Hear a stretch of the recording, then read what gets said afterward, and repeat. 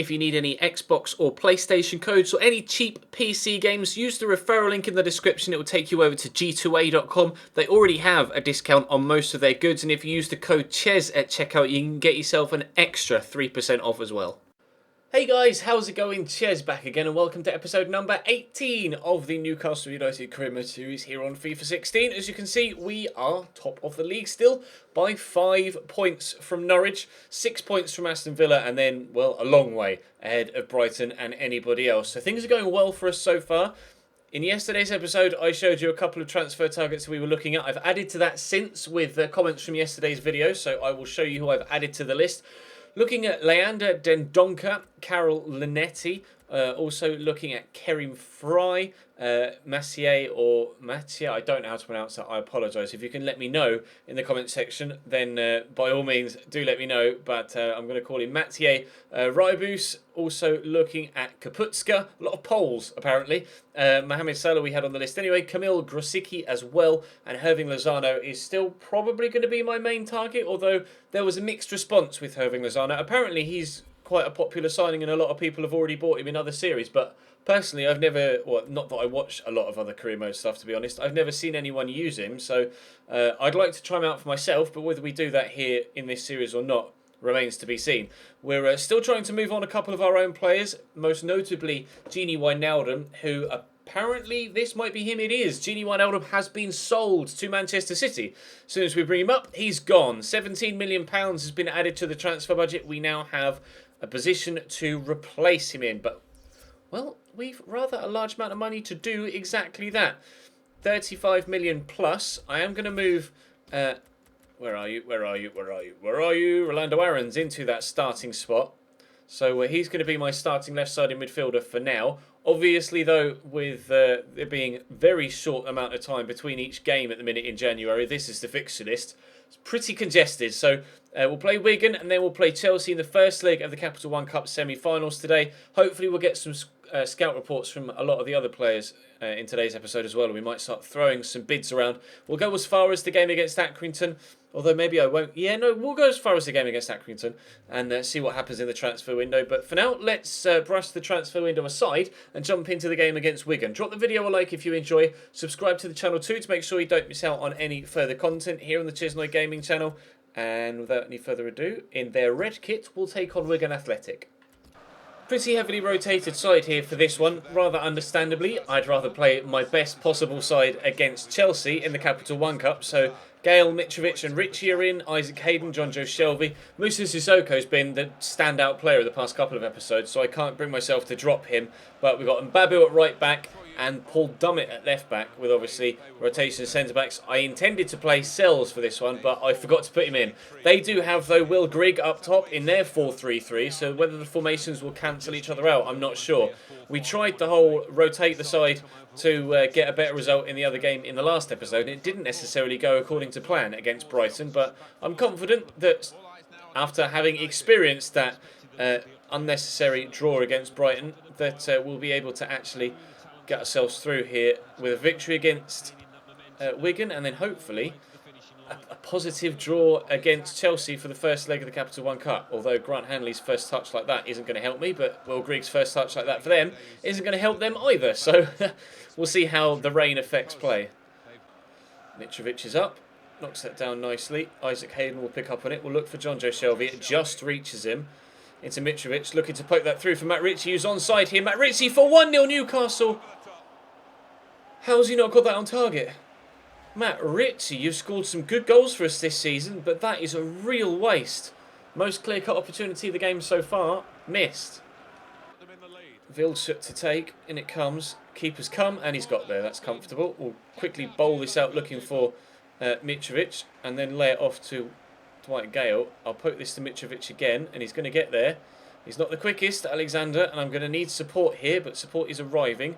Firstly from Isaac Hayden, whose unfortunate first touch lets him down, and then John Joe Shelby somehow manages to get past the man in the way there. Musa Sissoko with the turn. Is Sissoko going to do it again? The answer is yes. So much power on that shot. He's the man of the moment. Everything that we do right now goes through Musa Sissoko. John Joe Shelby got really lucky there, but the turn and the shot, I didn't think I'd put that much power on it, but that has smacked into the back of the net. Wow, Moussa Sissoko's in the form of his life right now. 1-0 Newcastle. In from Moussa. Can he get an assist to go hand in hand with his goal? That was Vilcher, I think, that headed that over. It's going to be another corner. Let's actually put Matt Ritchie on it this time around. Let's see if we can find someone in the box. Corner comes in. Grant Hanley on his own. Chests it down. Gets wiped out afterwards. No foul, apparently. As far as I'm concerned, that was a clear foul. We should have had a penalty there, but nothing given. And Wigan will work it away. 1-0 up at half-time, so it seems. Power into Perkins to Grigg. We're a man down in the midfield at the minute because John Joe Shelvey is on the sidelines up in their half after injuring himself slightly earlier on. And that was close. Tim Krul with a good save. Shelvey's still on the halfway line. Hopefully he'll be able to come back into the action sooner rather than later. Dummett heads that away. Mitrovic somehow loses out in that physical battle, and we're trying desperately to get the ball away from them without fouling them. McCann, though, into Vucic. It was Max Power, in fact, that had the shot, but it's well wide, and John Joe Shelvey is going to have to come off. All right, Vernon Anita can come on in his place, and actually let's bring on Saive for Hayden and swap those two around. And I will also bring on Gufran for Mitrovic and put Gale through the middle. There we go, triple change with 20 minutes to go. See if we can extend the lead. Oh, Gufran's going to steal it off the man. Dwight Gale. Anywhere but straight at the keeper, and that's 2-0 and game over. Unfortunately, though, he wasn't able to do it. Vernon Anita wins that header well, though. Gufran, trying to get that to Dwight Gale. He might still get there, but yes, no, I'm not sure. Vucic into the man in the middle, Will Grigg. Across again, and post and wide. The closest we're going to come to an equaliser. Unfortunately for them, though, it wasn't to be. 7 minutes before full time. A slight let-off for us. We'll have to take that in our stride. Maybe we can make them pay for missing that by getting a second between now and the end of the game. But I'd be happy with a 1-0 win. Free kick to Wigan in an awkward place. And, oh my God, what a save. How has he gotten down to that, Tim Krul? That was remarkable. I thought I was going to be able to clear it with Mbabu on the line. And Mbabu missed it. And I don't know how Krul got to that. He almost broke his back in bending down and getting down there to it. And he's come to punch that too. Tim Krul has been the difference in these last few moments between us drawing the game and holding on to this 1-0 win. There goes the final whistle. It's a 1-0 win at home against Wigan. We were very close to conceding a couple of times, though, late on in that half. Thankfully, though, they didn't score and we were able to take all 3 points from that. And we'll jump now, well, see if anything happens in the transfer window. If nothing happens in the transfer window, it's Capital One Cup semi-final time against Chelsea. Of course, if we win the Capital One Cup, which is still a long way away perhaps, but if we win the Capital One Cup, we will qualify for Europe next season. Haidara's back in training. John Joe Shelvey's out for 4 weeks. I wanted to sell John Joe Shelvey. Looks like that won't be happening now, doesn't it? That sucks. Celta Vigo have approached Regatta with a contract offer. Now, I still don't know whether to go in for him or not. Where is he? He's be right mid, so he'll be here somewhere. I have absolutely no idea whether to actually go ahead and try and offer for him. There are better options that we might be able to look for next season, but what are his wages? His wages aren't that high at all, but I can't approach him because apparently he's already agreed to join Celta Vigo. Okay, he's told me that he's being looked at, but at the same time that he's told me he's been looked at, he's already agreed terms. So that was a completely pointless email, wasn't it? Thank you very much, board, for letting me know after a deal was done that maybe we should have actually gone in and tried to do something. Why have I've had 3 emails for a press conference for this Chelsea game, and I just don't want to do it.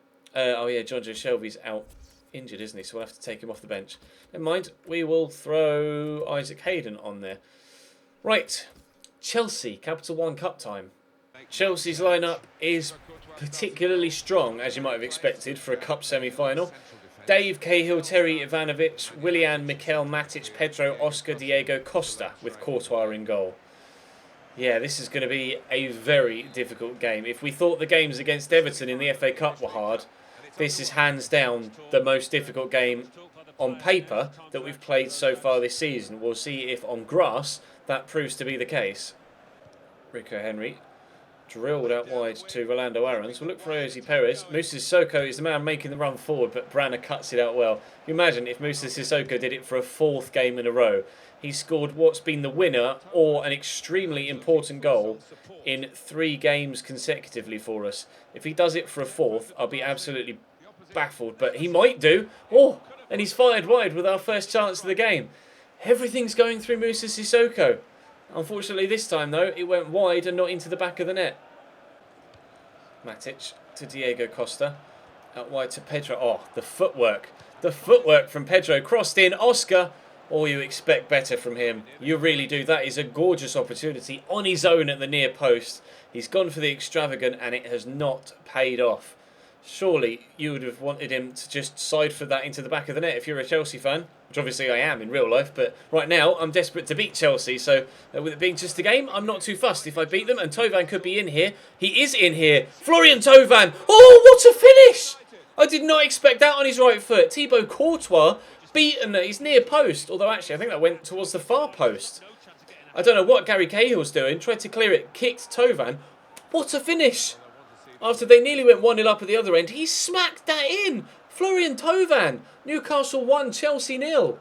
Where are you going? Oh, he's going down the line to Diego Costa. That's where he's going. Back inside to Willian, to Oscar. Yes, Chancel Mbemba. Big tackle. Big performance from us in that first 45. We'll need to replicate that in the second half if we want to ensure that we keep this clean sheet. But a very, very positive first 45 minutes at Stamford Bridge. Saive to Janmat. To Tovan. To Saive. We'll try and roll Nemanja Matic. Lay that in front of Moussa Sissoko. Rolando Aarons is trying to make the run through, but we will go out wide to Rico Henry. We turn inside Willian. That's not really gone too well. I see Vernon and Anita there waiting. I'll knock it there. Was meant for Saive. Saive will pick up on it now. Henri Saive. Oh, great tackle. Great tackle from Gary Cahill. Lay this back. Anita looking for Moussa Sissoko. Can he spin John Terry? Doesn't have to. Oh, Moussa Sissoko makes it 2-0 Newcastle. Thibaut Courtois cannot save shots that go across him to the far top corner. That's 2 that we've scored now in this game. Just backing away. I don't know why John Terry didn't close him down, but what a hit from Moussa Sissoko. He's done it for 4 games in a row. The man is unstoppable right now. 2-0 Newcastle at Stamford Bridge. Pedro down the line to Gary Cahill. Cross comes in, but we're going to get it away. Only as far as Matic, so win that header, please. Oh, no, he's not. Oscar! Oh, he's offside. Janmat. Rolando Aarons trying to get some space down the line. He's turning inside well. Shrugs off a couple of men. We'll go out wide here to Moussa Sissoko. Surely we can't make it 3. God, Kurt Zuma will not leave me alone. Sissoko! I'm actually done. How can Everton be so difficult to play against, yet Chelsea, we're 3-0 up away from home at Stamford Bridge? In both games against Everton, I felt completely inferior, and it definitely felt like a Championship side against a Premier League side. But this one has just been the complete opposite. I felt dominant in this game against Chelsea. They've just not been good enough. Maybe it is super realistic, and Chelsea are having as bad a season here on FIFA as they did in real life this past 12 months, because they've not been at it here at all. Terry fires that up to Willian. Heavy touch, but he'll keep it under control. Spinning around. No need for a fancy pass, mate. You're 3-0 down. Matic tries to squeeze that through, but we are going to get it away, although my pass out is wayward. Pedro gets it to Dave. Where's Azpilicueta going? Inside to Matic. They've got almost everybody forward here, Chelsea. And if they lose possession now, they will almost certainly concede a 4th goal on the counter-attack. Matic to Cahill to Willian. Tries the overhead kick, but straight at Tim Krul. They keep trying amazing stuff here, Chelsea, but it's just not paying off. They may still get another opportunity here. No, the final whistle goes. Don't ask me how I've done that, but Chelsea 0, Newcastle United 3 in the first leg of the Capital One Cup semi-final. I don't know. I don't know. Let's jump back to the transfer window and see if anything happens. Arsenal accept £54 million bid from PSG for Mesut Ozil. Has that deal gone through? The deal has gone through. The biggest transfers of the season so far, Mesut Ozil, of this window so far, Ozil to PSG for £54 million. Gini to Man City for 20, and Maxime Gonalons from Lyon to Lazio for 12.5. Ozil to PSG. I didn't think we'd see that. Right, we've got scout reports back on a number of players now. Let's have a look through the scout report, or through our shortlist, that's what I'm looking for, and see if we're getting a rough idea of a handful. And we've gotten full scout reports back now on a number of players too. Dendoncker looks promising, actually. For 20 years of age, he looks half decent. I'm hoping that once we get a full scout report, the majority of those will be towards the upper reaches. If they are, I may be keen on bringing Dendoncker in. Linetti, not so much, so we'll remove him. But Tony Vilhena still looks decent too, although whilst physically he seems better than Dendoncker, technically there doesn't seem too much between them. Dendoncker is definitely better in the air. Will Hughes, not good enough for me, I don't think. I'm going to remove him from the list. Dahoud, also not good enough. There are better options here. I mean, Dendoncker could be similar to Mahmoud Dahoud, but I would prefer a more defensive player. I'm going to take Dahoud off the list. Kerim Fry looks like he could be decent. Rybus also looks like he could be pretty handy. Kovalenko, promising, providing that they're again towards the upper reaches of those stats. Kaputska's just not good enough. We're going to end that there. Mo Salah, I know Mo Salah's amazing, but he's also very expensive and perhaps slightly unrealistic. Herving Lozano and Kamil Grosicki look also very, very good. Grosicki had an extremely good tournament at Euro 2016. That's why his name popped up in my mind. And I do like the look of him. I really do like the look of it. Herving Lozano is quicker and has better physical stats all round apart from strength, it seems, although reactions are pretty similar.